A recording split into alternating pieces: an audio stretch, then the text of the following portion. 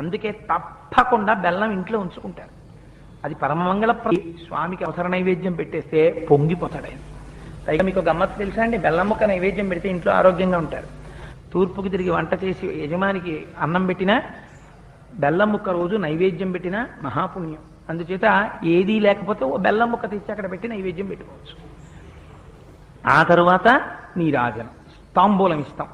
స్వామి కూడా తాంబూలం వేసుకున్నట్టు ఎర్రటి నోటితో కూర్చున్నట్టు మీరు భావన చేయాలి. అందుకే తాంబూలం సమర్పయామి అన్నాక ఒక్క క్షణం ఆగాలి. ఏదో రిచువలిస్టిక్ గా తాంబూలం సమర్పయామి అని తాంబూలం ఇచ్చేసాం అయిపోయింది అని కాదు, మీకు ఇక్కడ భావన జరగాలి.